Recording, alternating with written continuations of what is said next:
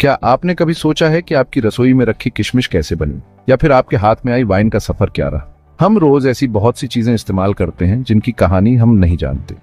ये कहानी खेतों से शुरू होती है और फैक्ट्री की मशीनों से गुजरती हुई हमारे पास पहुंचती है। ये सफर सिर्फ खाने पीने की चीजों का नहीं होता, हमारी सेहत के लिए जरूरी सप्लीमेंट भी इसी तरह बनते हैं।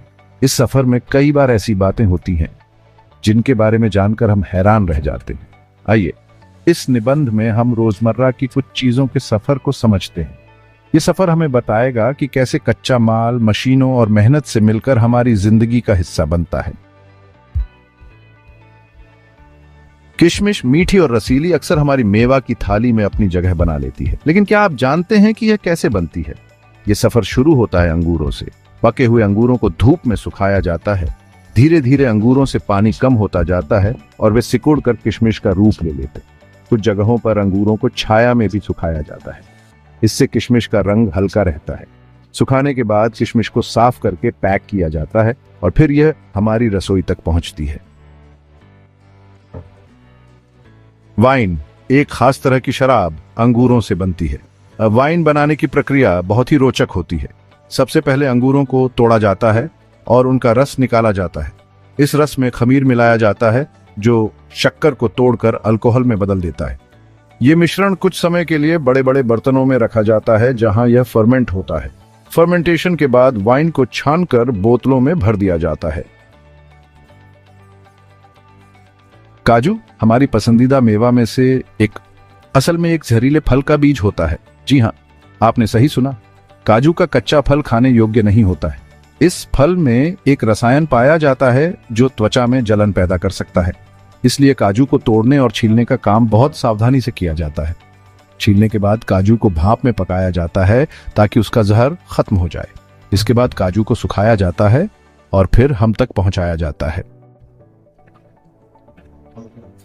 सेक्शन 5, सप्लीमेंट सेहत का राज, हड्डियों से प्रोटीन तक।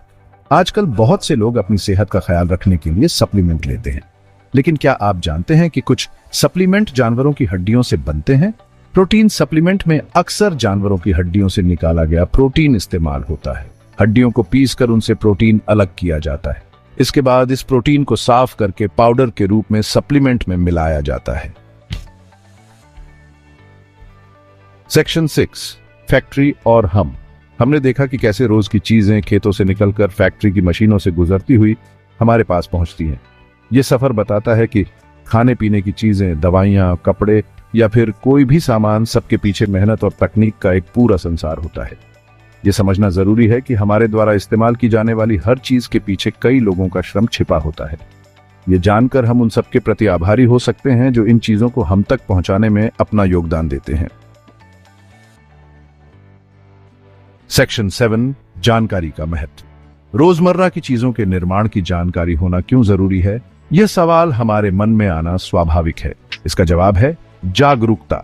जब हम जानते हैं कि कोई चीज कैसे बनी है तो हम उसके प्रति ज्यादा सजग हो जाते हैं। हम यह समझ पाते हैं कि उसके निर्माण में कितनी मेहनत लगी है और उसका सही इस्तेमाल कैसे करना है। सेक्शन 8, जागरूकता और जिम्मेदारी। यह जानकारी हमें जिम्मेदार भी बनाती है। जब हम ये जानते हैं कि हमारे द्वारा इस्तेमाल की जाने वाली चीजों का निर्माण पर्यावरण को कैसे प्रभावित करता है, तो हम उनका इस्तेमाल सोच समझकर करते हैं। हम यह समझ पाते हैं कि कम से कम कचरा कैसे पैदा करें और कैसे अपने जीने के तरीके को ज्यादा टिकाऊ बनाएं। सेक्शन 9, आखिर। यह सफर खेतों से फैक्ट्री तक का हमें यह याद दिलाता है कि हम सब एक दूसरे से जुड़े हुए हैं। हमारे द्वारा उठाया गया हर कदम हमारे आसपास के लोगों और पर्यावरण को प्रभावित करता है।